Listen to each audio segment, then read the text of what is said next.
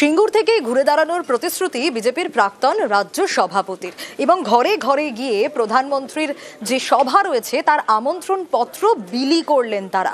শুধু তাই নয়, দাবি করলেন বিজেপি যদি ক্ষমতায় আসে তাহলে টাটার কারখানা হবে সিঙ্গুরে। অন্যদিকে তৃণমূল কটাক্ষ করছে, পাল্টা দুঃস্বপ্ন দেখছে বিজেপি, তা কখনোই হবে কিনা কৃষকদের মিথ্যে আশ্বাস দিচ্ছে বিজেপি। কটাক্ষ তৃণমূলের।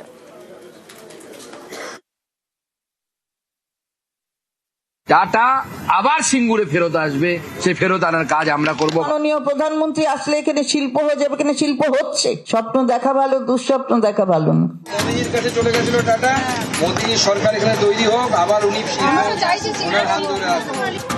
কাজে আসেনি হিন্দুত্ব, এসআইআর মতুয়া নিয়েও নানা প্রশ্ন। তাই কি এবার শিল্প ইস্যুতে শান দেওয়ার চেষ্টা? সেই কারণেই কি বেছে বেছে সিঙ্গুরে নরেন্দ্র মোদীর সভা? রবিবার সভা করবেন মোদী। বুধবার সিঙ্গুরে আমন্ত্রণপত্র বিলি করলেন বিজেপি নেতা সুকান্ত মজুমদার। দাবি করলেন বিজেপি ক্ষমতায় এলে সিঙ্গুরে হবে টাটাদের কারখানা।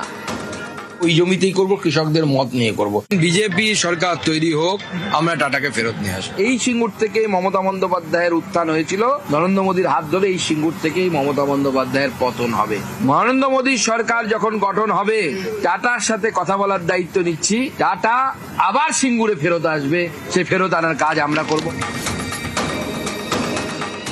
যে লড়াইটা মাননীয় মুখ্যমন্ত্রী করেছিলেন সেদিন দাঁড়িয়ে, সেই লড়াইটা স্বীকৃতি পেয়েছিল মাননীয় সর্বোচ্চ ন্যায়ালয় থেকে, অনারেবল সুপ্রিম কোর্ট থেকে। ফার্মারের জমি, কৃষি জমি অন্যায়ভাবে অধিগ্রহণ করা হয়েছে, তার বিরুদ্ধে মমতা বন্দ্যোপাধ্যায় লড়েছিলেন।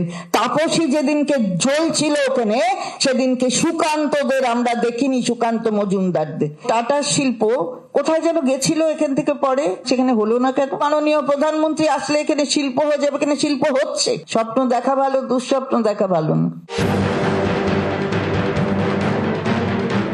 সিঙ্গুর ঘিরে একসময় তোলপাড় হয়েছে দেশের রাজনীতি। সিঙ্গুরে ন্যানো কারখানা তৈরি করতে চেয়েছিল টাটারা। জোর করে কৃষকদের জমি দখলের অভিযোগ তুলে আন্দোলনে নামে তৃণমূল। আদালতে চলে জমির লড়াই। শেষমেশ আদালতের নির্দেশে জমি ফেরত পান কৃষকরা। সিঙ্গুর ছাড়তে হয় টাটাদের। সিঙ্গুরের সেই প্রস্তাবিত কারখানার জমিতেই আগামী রবিবার সভা করবেন নরেন্দ্র মোদী। চেষ্টা করবেন তৃণমূলের গায়ে শিল্প বিরোধী তকমা সেঁটে দিতে।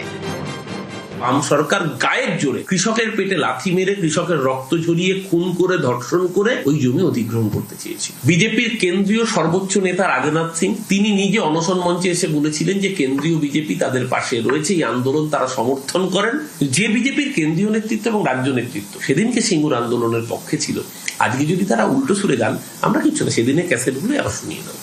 এনডিএর নেত্রী ছিলেন হচ্ছে মমতা বন্দ্যোপাধ্যায়। তো মমতা বন্দ্যোপাধ্যায় একটা সিদ্ধান্ত নিয়েছে, আমাদের সেই সিদ্ধান্ত অনুসারে আমাদের পাশে দাঁড়াতে হয়েছে। আমাদের বিস্তীর্ণ শিল্পাঞ্চল, যেটা হাওড়া অবধি ছিল, পরবর্তী সময় হুগলি বা ওদিকটাই সম্প্রসারণ করার চেষ্টা হয়েছে। সেটা বিরাট ধাক্কা খায় হচ্ছে এই টাটার চলে যাওয়ার। রবিবার মোদীর সভা, বুধবার সিঙ্গুরের সানাপাড়ায় বাড়ি বাড়ি ঘোরেন সুকান্ত মজুমদার। বিলি করেন মোদীর সভার আমন্ত্রণপত্র।